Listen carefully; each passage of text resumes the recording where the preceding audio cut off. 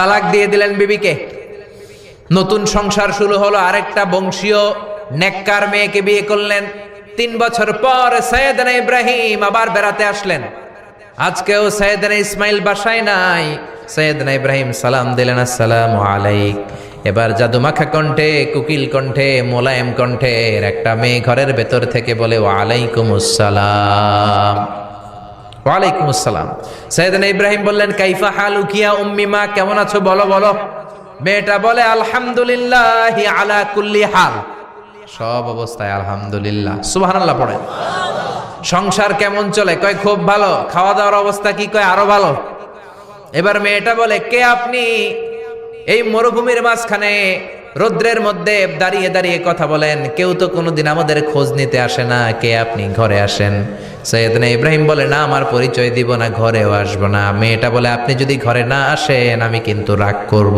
সুবহানাল্লাহ কোন। জোর করে ঘরে নিলেন, শরবত খাওয়ালেন, খেজুর খাওয়ালেন, রুটি খাওয়ালেন, মাংস খাওয়ালেন।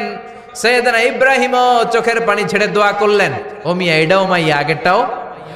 আহা, বেশ কম আসরা নাই। সাইয়েদনা ইব্রাহিম মাথায় হাত বুলিয়ে দিয়ে দোয়া করলেন আর বললেন, ইদা জা যাওজুক মিনাল গাবা, তোমার স্বামী যখন বন থেকে ফিরে আসবে, ফাকরাই আলাইহিস সালাম, তোমার স্বামীর একটা সালাম দিবা। ওয়া মুরিহি আন ইউসবিতা আতাবাতা বাবিহি, আর বলবা ঘরের দরজার নতুন চৌকাঠ যেন জীবনেও না পাল্টায়। চলে গেলেন। ইসমাইল আসলেন।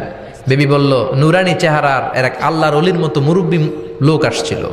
মুরব্বী আসছে শুনে ইসমাইল তো ভয় পেয়ে গেলেন, কিরে আগে তো একটা ঘটনা ঘটছে, ঠিক কিনা? কেমন আচরণ করেছিস বল। বিবি বলে, আপনি ভয় পাবেন না, আমি খুব ভালো আচরণ করেছি, আপ্যায়ন করেছি। তিনিও খুশি হয়ে আমার মাথায় হাত বুলিয়ে দোয়া করে দিয়েছেন আর বলেছেন, ঘরের দরজার নতুন চৌকাঠ যেন জীবনেও আপনি না পাল্টান। সুবহানাল্লাহ। সাইয়েদনা ইসমাইল বিবিকে জড়িয়ে ধরলেন। বিবিকে জড়িয়ে ধরে বললেন, ও বিবি, তুই তো পরীক্ষায় গোল্ডেন এ প্লাস। কি এ প্লাস? যেই মুরব্বী লোকটা এসেছিল সাধারণ কোনো মানুষ নয়, তোমার শ্বশুর আমার বাবা ইব্রাহিম খালিল। আমার বাবা যেই কথা বলে গিয়েছেন, যে ইঙ্গিত দিয়েছেন, এটা তো গ্রিন সিগন্যাল। আমার বাবা বলেছেন তোমার যেন কোনোদিন তালাক না দেই, তোমার যেন ছেড়ে না দেই। এই যে তোমার হাতটা দুনিয়ার বুকে ধরলাম, জান্নাতে যেন তোমার হাত ধরে এই দুজনে জান্নাতে ঢুকে যায়।